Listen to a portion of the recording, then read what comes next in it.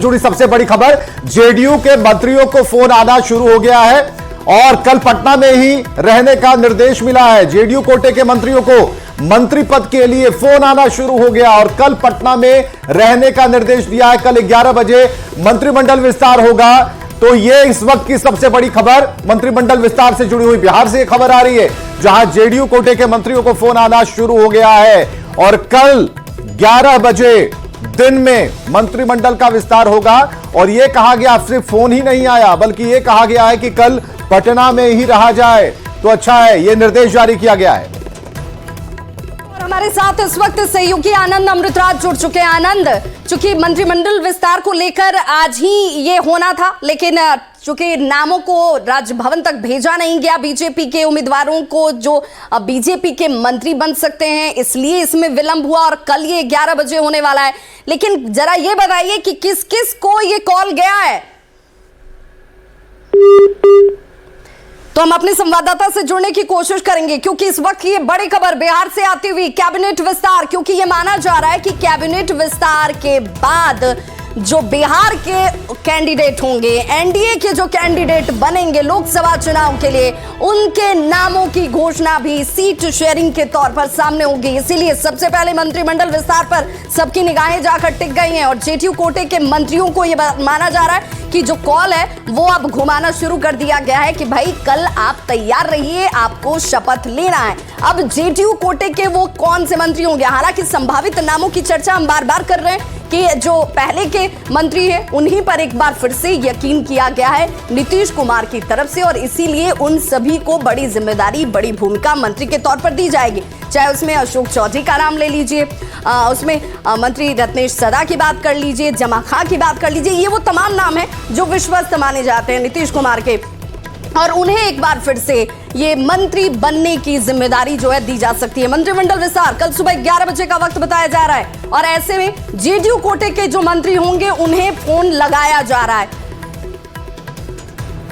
और आनंद अमृतराज हमारे साथ बने हुए हैं। आनंद, ये सवाल विभा ने किया था लेकिन फोन डिस्कनेक्ट हो गया। हमें जरा ये बताइए किन किन नामों पर चर्चा हो रही है? कल तो होना ही है।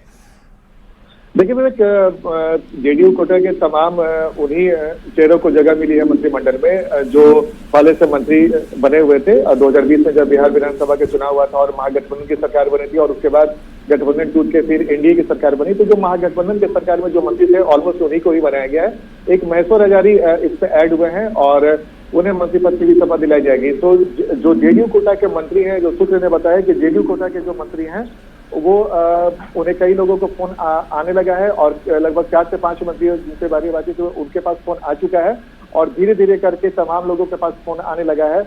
सूत्रों ने ये भी जानकारी दी है कल 11 बजे मंत्रिमंडल का विस्तार होगा और तमाम जो जिन्हें मंत्री बनना है उन्हें पटना में रहने का ही निर्देश मिला है। तो जाहिर सी बात है विवेक, लगातार जो जिस बात की चर्चा थी कि भाई नीतीश कुमार के मंत्रिमंडल का विस्तार कब होगा, उस चर्चा पर विराम लग गया है। और आज जब विधान परिषद में 11 सदस्य जो निर्वाचित हुए थे और मुख्यमंत्री भी जब उस वक्त पहुंचे थे, जब उन्हें जीत का सर्टिफिकेट देना था, उस वक्त भी पत्रकारों ने सवाल पूछा था, हम लोगों ने सवाल पूछा था, उन्होंने कहा कि आज शाम को ही आपको पता चल जाएगा कि मंत्रिमंडल का विस्तार कब होगा। और आनंद जरा ये बताइए कि महेश्वर हजारी का नाम आ रहा है, तो क्या ये मानकर चलें कि संजय झा की जो मंत्री पद वाली सीट खाली हुई है वहां पर महेश्वर हजारी को जगह दी जा रही है, या और कुछ नए चेहरों को भी शामिल किया जा सकता है? नहीं, देखिए बिल्कुल आपने सही कहा। संजय झा जो राज्यसभा के सदस्य बन चुके हैं, उनका जगह खाली हुआ था और उनकी जगह पे महेश्वर हजारी को ही ऐड किया गया है और जाहिर सी बात है एक नए चेहरे के तौर पे वही है। इसके अलावा जो भी मंत्री पहले थे तमाम वही मंत्रिमंडल में फिर से शामिल हो रहे हैं, किसी नए चेहरे को जगह नहीं मिली। और भी इसके पीछे वजह भी साफ है, क्योंकि देखिए अब कुछ दिन पहले ही बिहार में जब मंत्रिमंडल का जब नई सरकार बनी थी और विश्वास मत प्राप्त करना था, उस समय कई सारी बातें मीडिया में खूब जब खबर आई थी। जब खबर ये थी कि जेडीयू कई विधायक लापता हो गया, कई विधायक ट्रेस नहीं हो रहे हैं और जैसे तैसे रात भर मेहनत करके जेडीयू के नेताओं ने उन विधायकों की नाराजगी दूर की थी और जब विश्वास मत हासिल किया जाता उन विधायकों को अपने पाले में लाया था। तो नए अगर किसी भी मंत्री को मंत्री बनाया जाता तो आप सबको संतुष्ट नहीं कर सकते, क्योंकि चुनावी साल है, लोकसभा चुनाव है, आने वाले साल में विधानसभा चुनाव है, ऐसे में नाराजगी बढ़ने की संभावना थी। एक बेहतर तर्क ये हुआ कि भाई हमने उन्हें ही मंत्री बनाया है जो पहले से मंत्री थे, हमने कोई नया फेरबदल नहीं किया। तो जाहिर तौर पर आप इससे समझ सकते हैं कि जेडीयू ने एक बहुत अच्छा कार्य किया है कि उन पर कोई आरोप भी न लगे और अपने जो विधायक है उनको संतुष्ट भी किया जा सके। तो जाहिर तौर पर एक जो जानकारी है, जिस जानकारी के आधार पे आनंद, इसको ऐसे भी हम समझें कि पुरानों की नाराजगी भारी पड़ सकती थी, तजुर्बे की नाराजगी भारी पड़ सकती थी आगामी चुनाव में, इसलिए भी कोई तब्दीली नहीं की गई है।